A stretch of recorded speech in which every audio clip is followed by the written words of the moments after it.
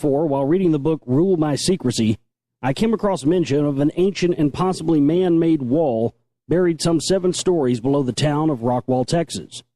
Immediately, I became very interested in the subject due to the fact that I've lived in the same area in North Texas where Rockwall is located my entire life, and had often heard stories of strange sightings and bizarre phenomena in the area. After finding what little information I could about the Rockwall, in 2008, I met John Lindsay, an architect and amateur archaeologist who had conducted his own independent excavation on a section of the wall in the late 1990s, but when his funding dried up, the dig was shut down before it was completed. Lindsay gained an interest in the wall from looking at Landsat images from NASA when he worked for them on Apollo 12. He has done extensive analysis and study of the wall and believes it to be a man-made creation. As I began to compile the best available evidence for the wall's unnatural origins, I set out to determine who could have built it and what other places or artifacts similar to what is found at Rockwall exist in North America and even the world. The answers to these questions may shock you as much as they have me, and we will detail these further in the series.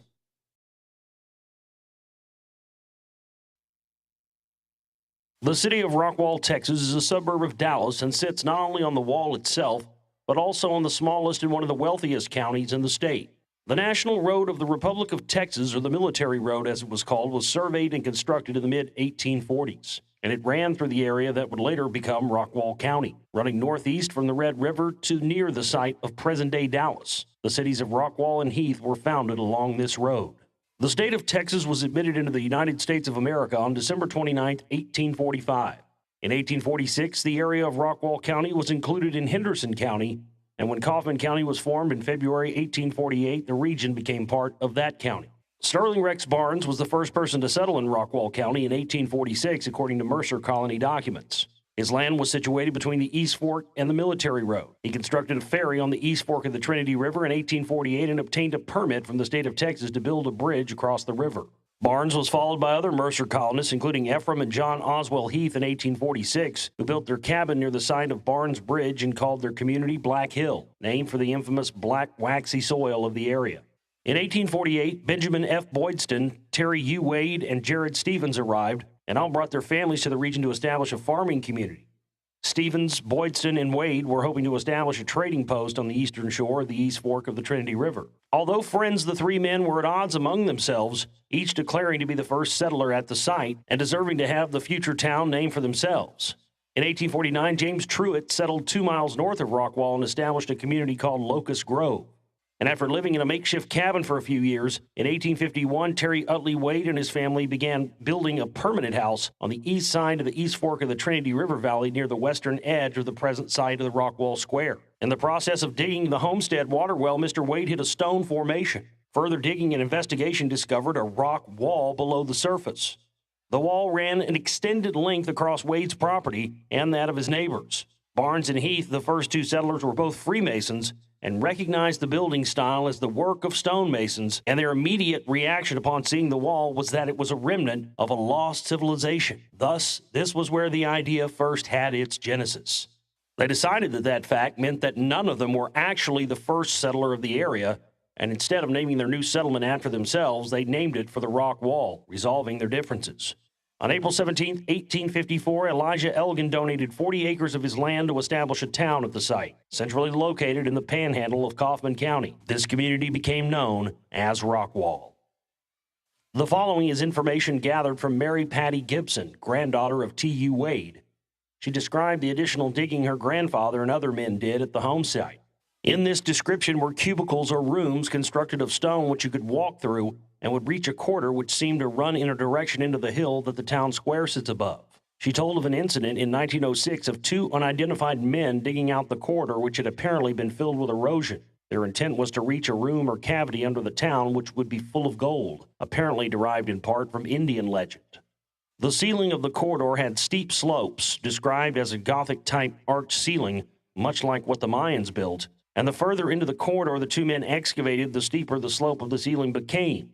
Consequently, the men, fearful of a structural failure, abandoned their search for gold. The Rockwall Courthouse was erected on this site in 1941. She also spoke of her grandfather's exploration of the wall and that he discovered on the outside that the wall went straight down. But on the inside, she described the wall as going down to about 40 feet, curving inward and becoming much thicker. This sounded like a buttress effect that has been used to support high-standing structures and implies direction and transfer of live loads.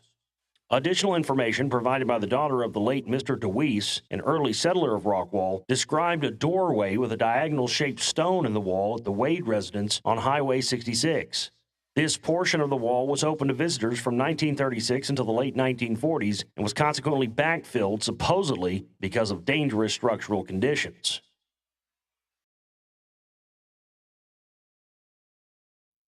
On Friday, May 28, 1886, the following article appeared in the Rockwall Success, Rockwall County's first newspaper. The greatest wonders that we have to record this week is the finding of a petrified human skull.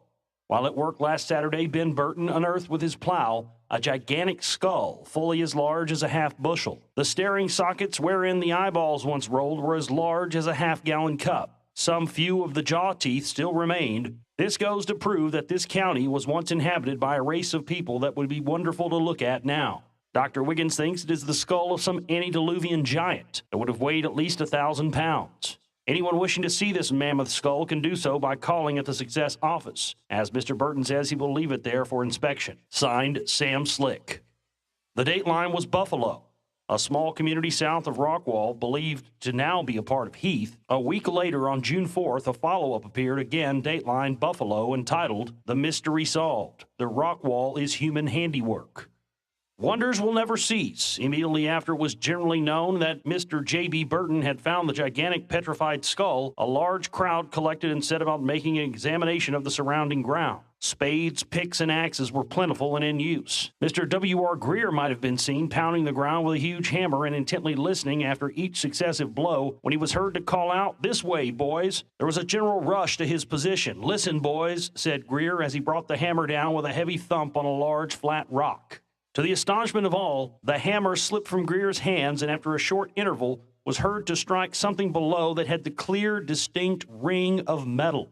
Now the wildest excitement prevailed. A lantern and rope were quickly brought, and the earth was rapidly cleared away. The hole in the rock, which proved to be slate, was enlarged, and the lantern was let down into the murky darkness.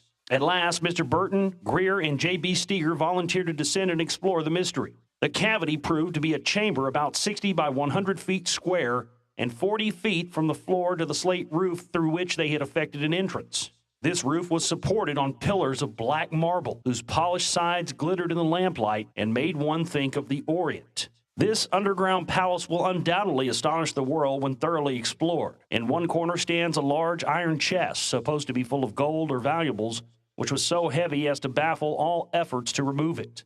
Among other things found was a huge iron bedstead, 25 feet long, and a pair of sandals 3 feet wide by 10 inches wide. A battle axe with a pole handle 12 feet long, which weighed at least 75 pounds. The explorers extended their investigation no further, but are sure that there are other rooms connected with the one visited. The noted rock wall from which our county takes its name runs in a few yards of this palace. This, we think, settles that mystery. All surrounding circumstances go to show that this Goliath built the rock wall to enclose his vast estate. Another visit has been made, the result of which your correspondent has not yet ascertained. Signed, Sam Slick. The final report came on June 11, 1886, 1 week later. We told you in our last that another search had been made. Your correspondent visited this wonderful subterranean palace to ascertain for himself the most incredible facts connected with it. We arrived in time and were invited to descend with the exploring party consisting of J.B. Steger, J.B. Greer, Jess Henley, Tom Bratcher, J.B. Burton, and Dr. Wiggins, and your correspondent.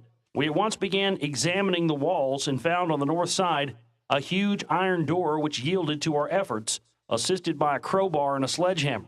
As it swung around on its rusty hinges, its harsh grating sound was echoed and re-echoed from the cavern of darkness that lay before us. No one was in a hurry to go in, as a heavy noise was heard like the slamming of a door, and each feared to intrude. Finally, Steger thrust his lantern forth and peered in at last and walked forward, followed by the party.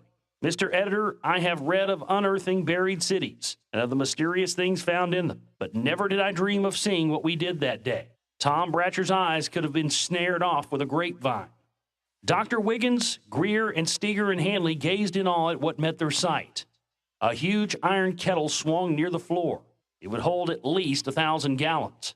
And against it leaned a fork as large as a hay fork.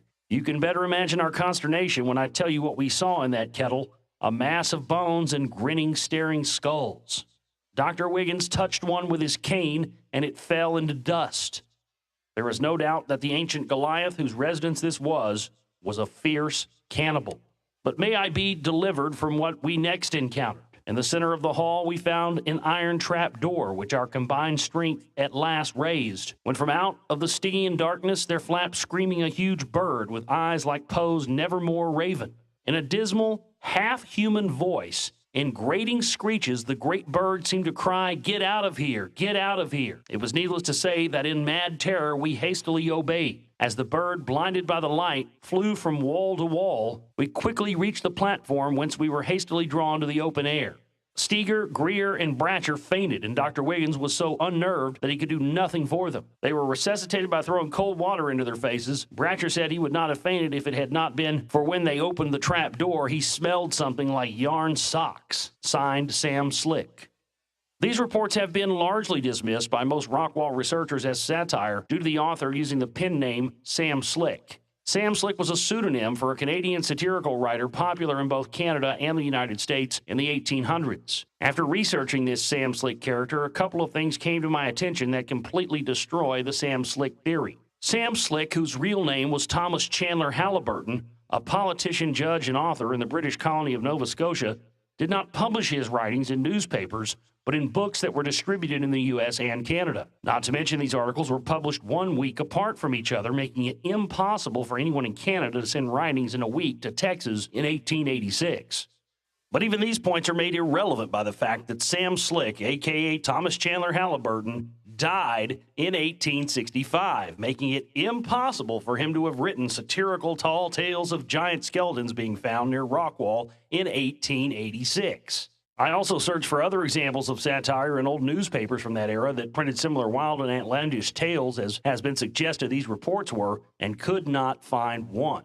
Newspapers were a powerful force in those days, and people could be lynched for spreading fictional stories posing as the truth. This fact was obviously on the mind of the gentleman who used the Sam Slick pen name in the Rockwall newspaper stories, as the information he wrote about sounds unbelievable, and he probably feared for his own safety. Whatever the case may be, it's made all the more interesting by the fact that 1 week after the last Sam Slick story ran, the Rockwall Success newspaper was bought out, and no further stories of the kind ever appeared. After that, the skull is said to have been taken into custody by the Smithsonian Institution, where it is presumably held to this day. Time and again in my research, the Smithsonian Institution's name came up as the keeper of crucial evidence key to any proper investigation into these lost secrets. We will discuss the Smithsonian Institution, giants, and mounds coming up later. Now let's continue to look at the important Rockwall facts chronologically.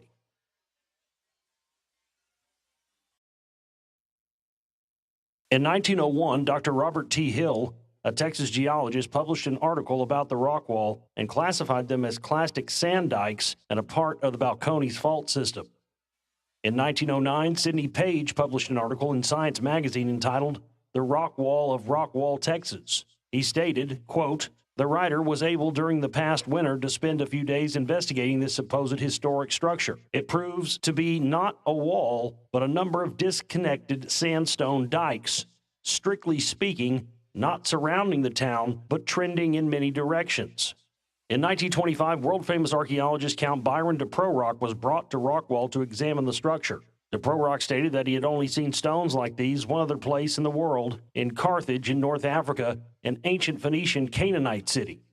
De Prorock was loved by audiences and held in contempt by the scientific community for his daring adventure stories and his challenging of accepted scientific dogma.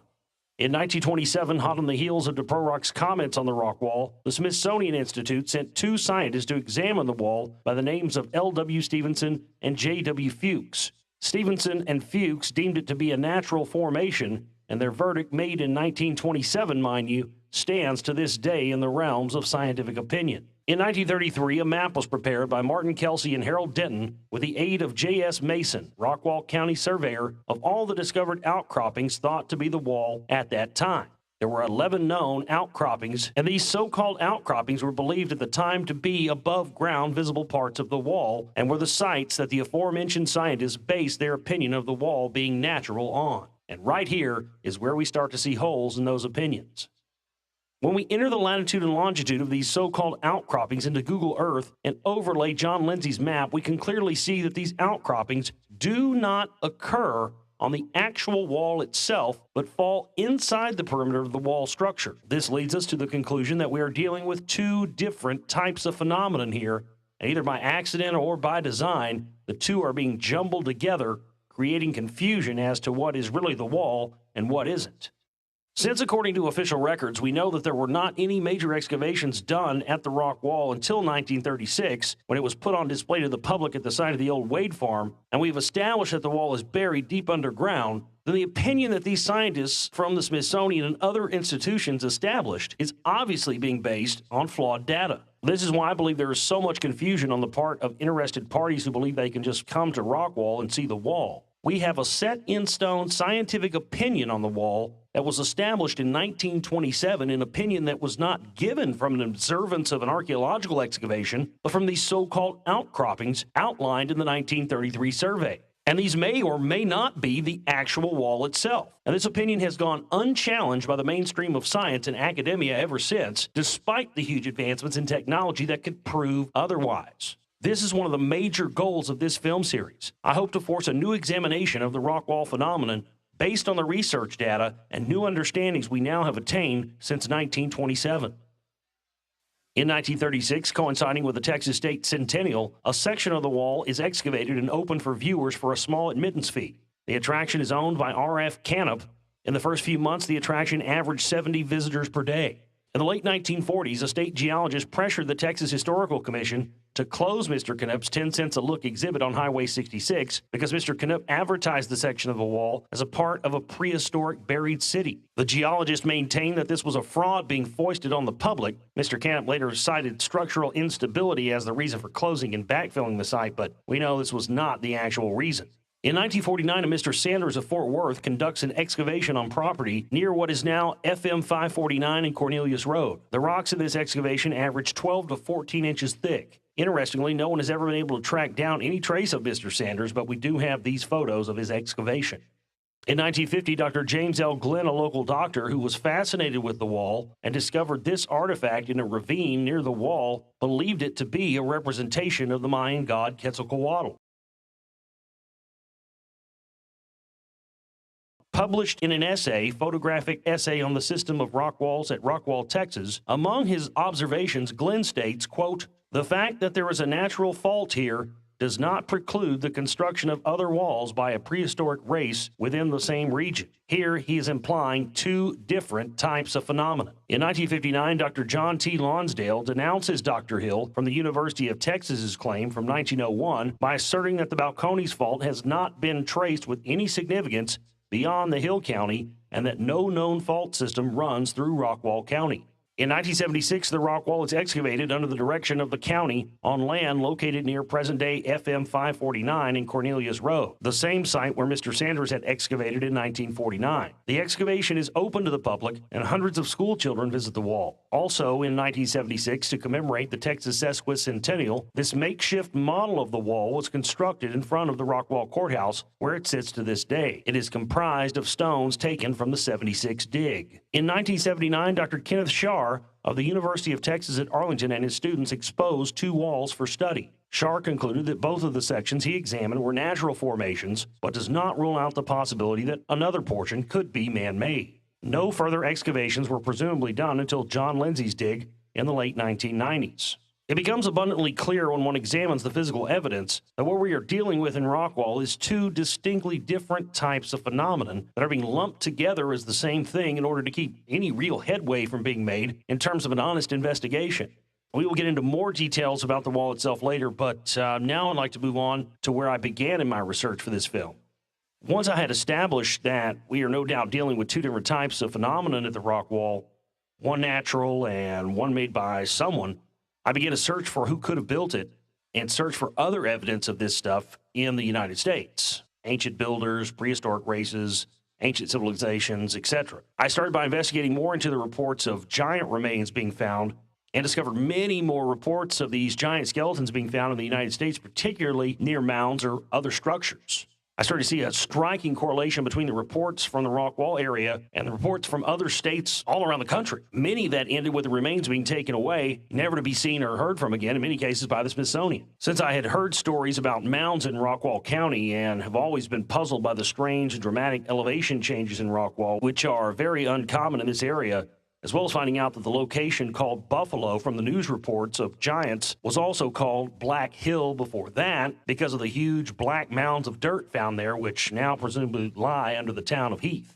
I was astonished to find so many examples, and I began a deep research effort in hope of finding who these sophisticated and advanced builders may have been. Discoveries of giant skeletons in America go back to colonial times. These discoveries were, in almost every case, found near mounds and other earthworks. Sometimes they were made of rock and stone. To my amazement, I found story after story in old newspapers and books of remains of giants being found with stories that were very similar to what was allegedly found near Rockwall. Are we to believe that all of these are just simply flights of fancy? Tall tales, as some who have researched the Rockwall phenomenon have suggested? Few Americans today are aware that once real giants roamed the land, red-headed humans, giants. Most Americans believe that the Native Americans were the first to inhabit the North American continent. Yet there were others, a much more ancient race that walked the hills and valleys, the plains and deserts of the pre-Columbian Americas. Evidence of giant humans, people 7 to 12 feet tall, exist in the fossil records, tools, and artifacts recovered from archaeological digs.